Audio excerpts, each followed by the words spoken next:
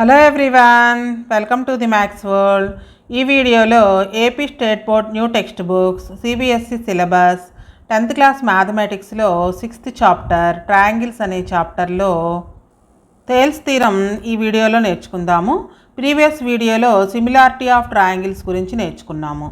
2 triangles similar అవ్వాలి అంటే 2 conditions ఉన్నాయి. ఇంకొకసారి రికాల్ చేసుకుందాం.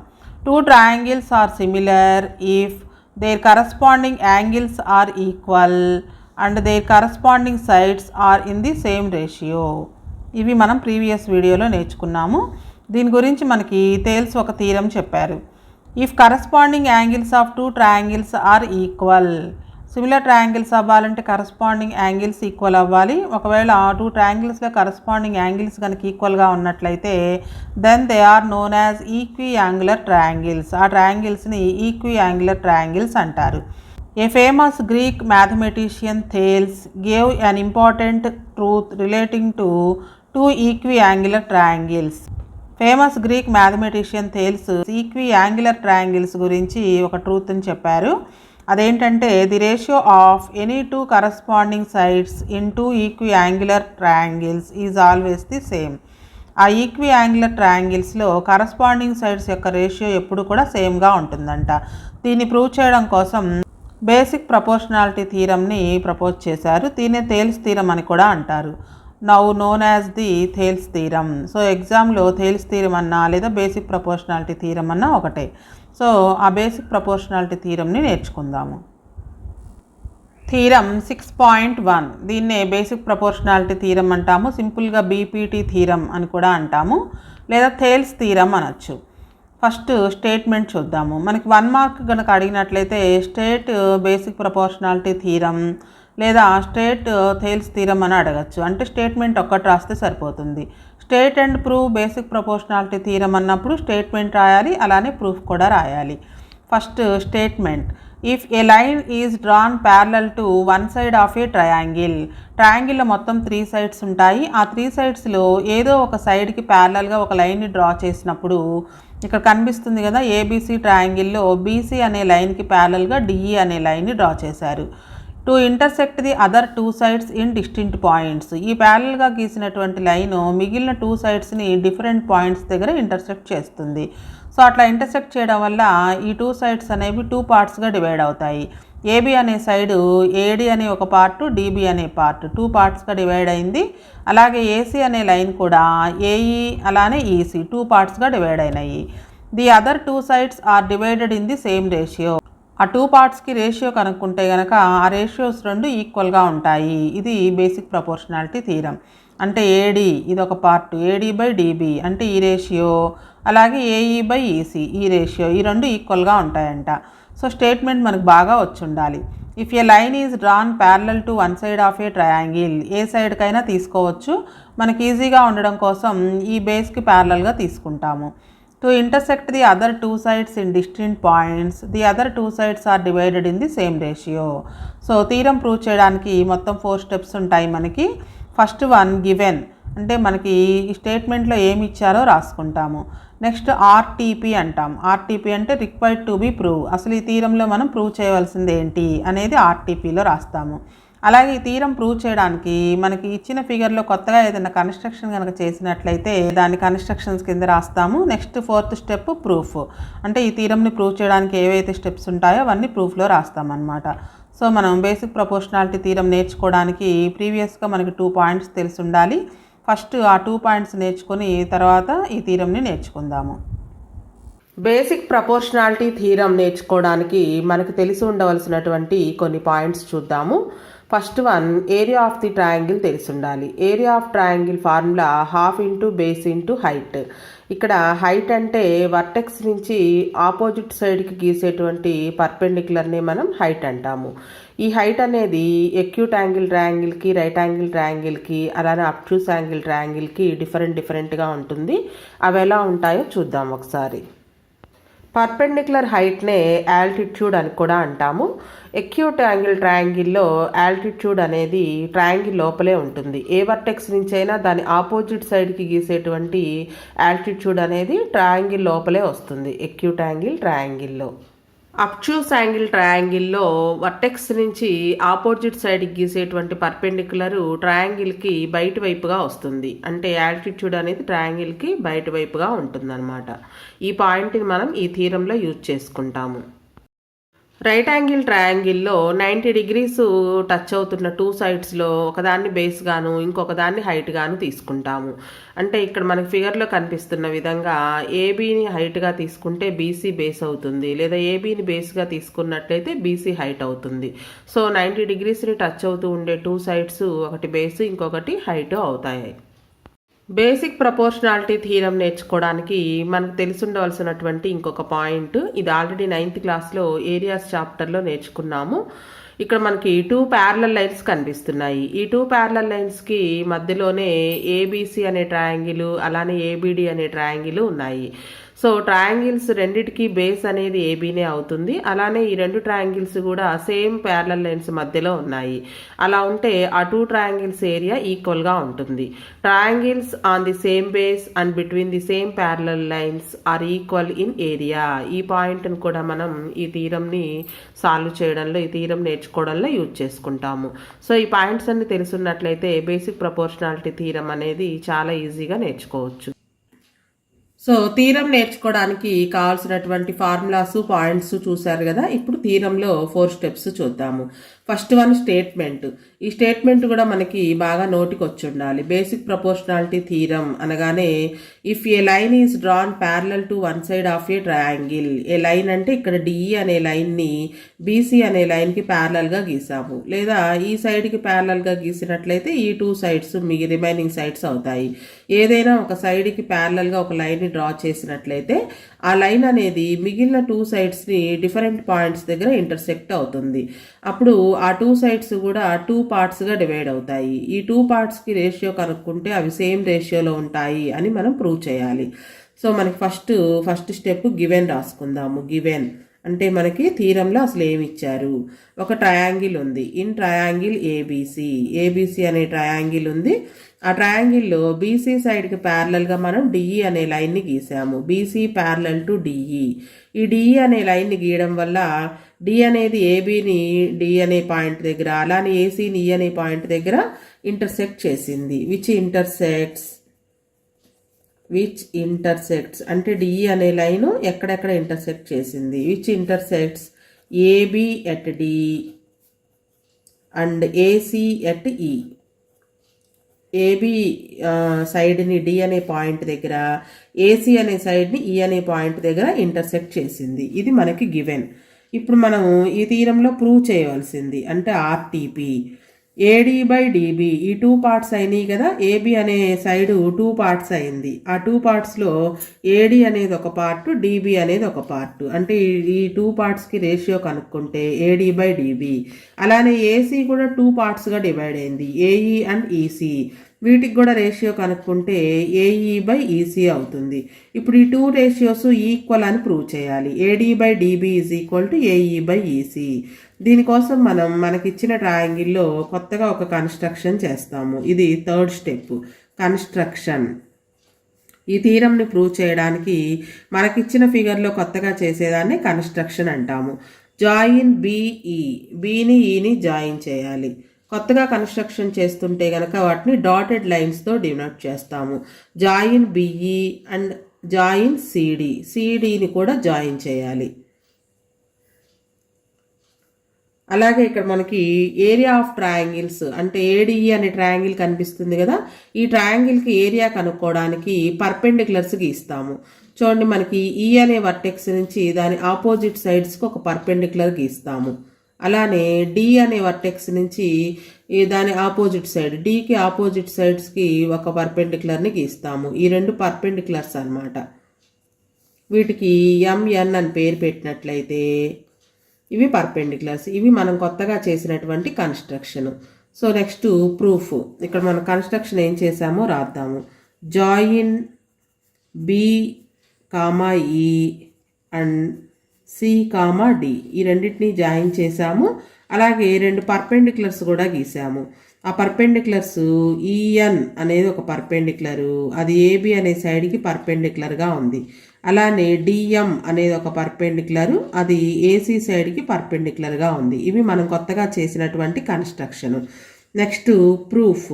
ఇప్పుడు మనం థీరమ్ని ప్రూఫ్ చేయడానికి ఏమేమి స్టెప్స్ చూద్దాము. చూడండి, ఇక్కడ మనకి ఫిగర్లో ఒక ట్రయాంగిల్ కనిపిస్తుంది కదా, ఏడిఈ అనే ట్రయాంగిల్ కనిపిస్తుంది. అలాగే ఈ బిఈని జాయిన్ చేయడం వల్ల బీడిఈ అనే ట్రయాంగిల్ కూడా ఉంది. ఏడిఈ అనే ఒక ట్రయాంగిల్, అలానే బీడిఈ ట్రయాంగిల్. ఏడిఈ ట్రయాంగిల్లో బేస్ ఇది ఎక్యూట్ యాంగిల్ ట్రయాంగిలే కాబట్టి దీనిలో హైట్ అనేది ట్రయాంగిల్ లోపలే ఉంది. చూడండి, ఈ ట్రయాంగిల్కి బేస్ని ఏడీగా తీసుకుంటే దీని హైట్ ఈఎన్ అవుతుంది. So triangle AD, area of triangle ADE అనేది half into base into height వేసినప్పుడు బేస్ ఏడి అయినప్పుడు హైట్ అనేది ఈఎన్ అవుతుంది. అలాగే ట్రయాంగిల్ బీడిఈ కనుక తీసుకుంటే ఇది obtuse angle triangle. Obtuse angle ట్రయాంగిల్లో యాటిట్యూడ్ అనేది ట్రయాంగిల్కి బయట ఉంటుంది, అంటే ఈఎన్ అనేది దీనికి హైట్ అవుతుంది అనమాట. So area of triangle BDE is half into base into height. Base BD అవుతుంది, హైట్ ఏమో ఈఎన్ అవుతుంది. సో ఈ టూ ట్రయాంగిల్స్కి ఏరియాని రాద్దాము. చూడండి, ఇక్కడ మీకు స్క్రీన్ మీద ఒక ఫిగర్ కనిపిస్తుంది. ఆ ఫిగర్లో కలర్స్తో రాసి ఉన్నాయి. ఏడిఈ ట్రయాంగిల్ ఏడిఈ అనేది గ్రీన్ కలర్లో ఉంది. ఏడిఈ ట్రయాంగిల్ ఏరియా రాస్తున్నాం ఇప్పుడు మనం. Area of triangle ADE is equal to half into base into height. బేస్ని ఏడీగా తీసుకున్నట్లయితే ఏడీ బేస్ మీదకి హైట్ అనేది ఈఎన్ అవుతుంది, half into base into height. అలాగే area of triangle BDE blue కలర్లో ఉంది చూడండి మనకి, బీడిఈ. ఇక్కడ బీడీని బేస్గా తీసుకున్నట్లయితే ఇది అబ్ట్యూస్ యాంగిల్ ట్రయాంగిల్ కాబట్టి దాని హైట్ కూడా ఈఎన్ఏ అవుతుంది. అబ్ట్యూస్ యాంగిల్ ట్రయాంగిల్కి హైట్ అనేది ట్రయాంగిల్కి బయట వైపుగా ఉంటుంది. సో ఇవి area of triangle ADE, area of triangle BDE. ఈ రెండింటికి రేషియో కనుక్కుందాం. Area of triangle ADE by area of triangle BDE. Area of triangle BDE. Triangle ఏడిఈకి మనకు వచ్చినటువంటి answer half into AD into EN. AD base, EN height. అలానే BD ట్రయాంగిల్లో BD base, height EN అవుతుంది. రెండిట్లోనూ హాఫ్ హాఫ్ క్యాన్సిల్ చేయొచ్చు, EN కూడా cancel చేయొచ్చు. ఏడి బై డిబి అనేది మనకి ఆన్సర్గా వచ్చింది. దీని ఈక్వేషన్ 1 అనుకుందాము. అలాగే సిడిఈ ట్రయాంగిల్ ఏరియా కూడా కనుక్కుందాం. మరలా ఏరియా ఆఫ్ ట్రయాంగిల్ ఏడిఈ కనుక్కుందాం. ఏరియా ఆఫ్ ట్రయాంగిల్ ఏడిఈ చూడండి, ఇక్కడ గ్రీన్ కలర్లో ఉంది కదా ఏడిఈ ట్రయాంగిల్. ఈసారి మనం బేస్ని ఏఈగా తీసుకుందాం. ఏఈ బేస్ అయినట్లయితే ఏఈ బేస్ మీదకి పర్పెండిక్యులర్గా డిఎం అనేది పర్పెండిక్యులర్ అవుతుంది. అలాగే ఏరియా ఆఫ్ ట్రయాంగిల్ సిడిఈ మనకి పర్పుల్ కలర్లో ఉంది చూడండి, అది area of triangle CDE. So దీనికి బేస్ ఈసీ బేస్ అవుతుంది. అలానే ఇది కూడా అబ్ట్యూస్ యాంగిల్ ట్రయాంగిల్ కాబట్టి హైట్ అనేది డిఎంఏ అవుతుంది. ఈ రెండు ట్రయాంగిల్స్ కూడా రేషియో కనుక్కుందాం. Area of triangle ADE by area of triangle CDE. Area of triangle CDE. Triangle ఏడిఈకి మనకి half into AE into DM అనేది వచ్చింది ఆన్సర్గా. బై ట్రయాంగిల్ సిడిఈకి half into EC into DM అని వచ్చింది. ఈ రెండిట్లోనూ హాఫ్ హాఫ్ క్యాన్సిల్ అవుతుంది, డిఎం కూడా cancel. So AE by EC. దీని ఈక్వేషన్ 2 అనుకుందాము. ఈక్వేషన్ 1లో area of triangle ADE by area of triangle BDE అని ఉంది. ఈక్వేషన్ 2లో area of triangle ADE by area of triangle CDE అని ఉంది. మనం ఇందాకే మనకి ఈ థీరం నేర్చుకోబోయే ముందే కొన్ని పాయింట్స్ చెప్పుకున్నాం కదా. 2 ట్రయాంగిల్స్కి బేస్ సేమ్గా ఉండి రెండు కూడా సేమ్ ప్యారలల్ లైన్స్ మధ్యలో ఉంటే ఆ 2 ట్రయాంగిల్స్ ఏరియా ఈక్వల్ అని చెప్పుకున్నాము. ఇక్కడ మనకి బీడిఈ ట్రయాంగిల్, సిడిఈ ట్రయాంగిల్ ఈ రెండిటికి కూడా బేస్ అనేది ఒకటే ఉంది. బేస్ అనేది రెండిటికి డిఈనే. అలానే రెండు కూడా సేమ్ ప్యారలల్ లైన్స్ అంటే బీసీకి డిఈకి మధ్యలో ఉన్నాయి కాబట్టి ఈ 2 ట్రయాంగిల్స్ ఏరియా అనేది ఈక్వల్గా ఉంటుంది. So area of triangle BDE is equal to area of triangle CDE. ఎందుకు ఈక్వల్ అంటే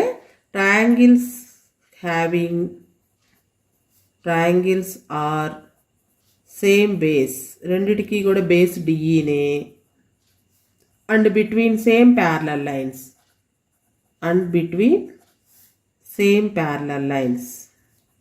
ఈ ప్యారలల్ లైన్స్ ఏంటో కూడా రాయాలి. Parallel lines BC and DE. BCDE రెండు ప్యారలల్ లైన్స్ మధ్యలో ఉన్నాయి, రెండిటికి కూడా బేస్ సేమ్గా ఉంది కాబట్టి ఈ రెండు ట్రయాంగిల్స్ యొక్క ఏరియా ఈక్వల్.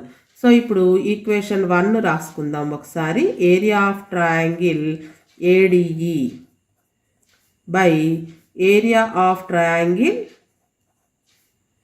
బీడిఈ, ఇది ఈక్వేషన్ 1. అలానే equation 2 area of triangle ADE by area of triangle CDE, ఇది ఈక్వేషన్ 2. ఇప్పుడు మనకి BDE area CDE area equal అని వచ్చింది కాబట్టి ఈ బీడిఈ బదులు కూడా సిడిఈ అని రాసినట్లయితే ఈ రెండు ఈక్వేషన్స్ కూడా సేమ్గా ఉంటాయి. సో మనకి దీనికి answer AD by dB. Equation 1 యొక్క answer AD by dB. Equation 2 answer AE by EC. మనం ప్రూవ్ చేయవలసింది కూడా ఇదే, AD by DB is equal to AE by EC అని ప్రూవ్ చేయాలి. Hence proved. సో మనకి ఈ థీరం అనేది ప్రూవ్ అయిపోయింది. సో మనకి ట్రయాంగిల్లో ఒక సైడ్కి ప్యారలల్గా ఇంకొక లైన్ని ప్యారలల్ లైన్స్ గీసినట్లయితే ఆ లైన్ అనేది మిగిలిన 2 సైడ్స్ని ఇంటర్సెక్ట్ చేస్తుంది. ఆ రేషియో అనేది ఈక్వల్గా ఉంటుంది. ఆ లైన్ మిగిలిన 2 లైన్స్ని సేమ్ రేషియోలో డివైడ్ చేస్తుంది అనమాట. AD by DB is equal to AE by EC. ఇది బేసిక్ ప్రపోర్షనాలిటీ థీరం. దీనికే ఇంకొక పేరు థేల్స్ థీరం. అలాగే దీనికి కాన్వర్స్ కూడా ఉంది, కాన్వర్స్ కూడా నేర్చుకుందాం. Converse of basic proportionality theorem. So ఈ 2 థీరమ్స్ని యూజ్ చేసుకుని ఎక్సైజ్ 6.2లో ఉండే ప్రాబ్లమ్స్ని చేస్తాము. బేసిక్ ప్రపోర్షనాలిటీ థీరంని 2 పార్ట్స్గా డివైడ్ చేసినట్లయితే అక్కడ పార్ట్ 1 ఇక్కడ పార్ట్ 2గా ఉంటుంది, అలానే అక్కడ పార్ట్ 2 ఇక్కడ పార్ట్ 1గా ఉంటుంది అన్నమాట. స్టేట్మెంట్స్ని 2 పార్ట్స్గా డివైడ్ చేసినప్పుడు if a line divides any 2 sides of a triangle in the same ratio, అక్కడ మనం ప్యారలల్గా ఒక లైన్ని డ్రా చేసినప్పుడు అవి సేమ్ రేషియోలో డివైడ్ చేస్తుంది అని చెప్పుకున్నాము. ఇక్కడ రివర్స్ అనమాట. If a line divides any 2 sides of a triangle in the same ratio then the line is parallel to the third side అని ప్రూవ్ చేయాలి. సేమ్ రేషియోలో కనుక డివైడ్ చేసినట్లయితే ఒక లైన్ని డ్రా చేసినప్పుడు ఆ లైన్ అనేది ప్యారలల్గా ఉంటుంది అనేది ప్రూవ్ చేయాలి. అక్కడ మనకి గివెన్ ఇక్కడ ఆర్టీపీ అవుతుంది, అక్కడ ఆర్టీపీ ఇక్కడ గివెన్ అవుతుంది అనమాట. సో ఈ 2 థీరమ్స్ని యూజ్ చేసుకుని 6.2లో ఉండే ప్రాబ్లమ్స్ని సాల్వ్ చేస్తాము. సో స్టేట్మెంట్ చూసాము కదా, ఫస్ట్ గివెన్ రాసుకుందాము. మనకి ప్రపోర్షనాలిటీ థీరంలో ఏదైతే ప్రూవ్ చేసామో ఇక్కడ అది గివెన్ అవుతుంది. ఇన్ ట్రయాంగిల్ ఏబిసి డిఈ అనే లైన్ని డ్రా చేసాము. A line DE is drawn. ఈ లైన్ అనేది సేమ్ రేషియోలో డివైడ్ చేస్తుందంట 2 సైడ్స్ని. AD by DB is equal to AE by EC. మనం ఆ థీరంలో ఏదైతే ప్రూవ్ చేసామో అది గివెన్ అవుతుంది. అక్కడ ఇచ్చిన గివెన్ స్టేట్మెంట్ ఇక్కడ ప్రూవ్ చేయాలి. అంటే ఆర్టీపీ ఏమవుతుందంటే డిఈ అనేది బీసీకి ప్యారలల్గా ఉంటుంది అని మనం ప్రూవ్ చేయాలి. DE parallel to BC. So ఇక్కడ మనకి కన్స్ట్రక్షన్ ఏం లేదు, ప్రూఫ్ రాద్దాం డైరెక్ట్గా. ప్రూఫ్ మనకి డిఈ అనేది ప్యారలల్ అని ప్రూవ్ చేయాలి. సో ఈ డిఈ ప్యారలల్ కాదు అనుకున్నట్లయితే బీసీకి ప్యారలల్గా ఇంకొక లైన్ని డ్రా చేద్దాం డి నుంచి. అది దాన్ని డిఎఫ్ అనుకుందాము. డిఈ ప్యారలల్ కాదు అనుకున్నట్లయితే మరి ప్యారలల్గా ఇంకొక లైన్ని డ్రా చేసినట్లయితే అది డిఎఫ్ అవుతుంది. If DE is not parallel అనుకుందాం, డిఈ ప్యారలల్ కాదు అనుకున్నట్టయితే is not parallel to BC. బీసీకి డిఈ ప్యారలల్గా లేదు అనుకుంటే ప్యారలల్గా ఉండేటట్లుగా ఇంకొక లైన్ని డ్రా చేసాం. అది ప్యారలల్గా లేదు, మనం అనుకుందాం ప్యారలల్ అని డిఎఫ్ అనేది. Then draw a line DF parallel to BC. DF అనే లైన్ బీసీకి ప్యారలల్ అవుతుంది అని మనం ఎజ్యూమ్ చేసుకుని గీసాము. సో ప్యారలల్గా ఉంటే కనుక మన థీరంలో ప్రూవ్ చేసినట్లుగా రేషియో ఈక్వల్గా ఉండాలి కదా, అంటే AD by DB is equal to AF by FC అవ్వాలి. కానీ మనకి ఏడీ బై డిబి గివెన్లో ఏముంది, ఏడీ by DB is equal to AE by EC అని ఉంది. ఇది మనకి బేసిక్ ప్రపోర్షనాలిటీ థీరం ప్రకారం రాసాం.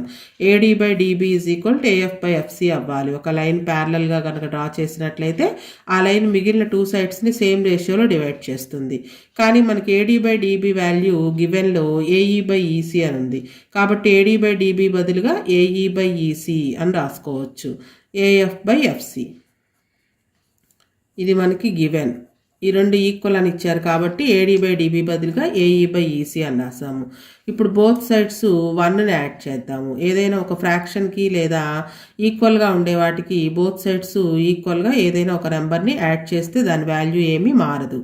AF by FC plus 1, both sides 1 add చేసాము. సో ఇక్కడ యాడ్ చేసిన తర్వాత ఇది ఫ్రాక్షన్ కాబట్టి ఇది కూడా ఫ్రాక్షన్ అనుకుని ఎల్సిఎం చేసినట్లయితే ఈసీ ఇంటూ 1 ఈసీ.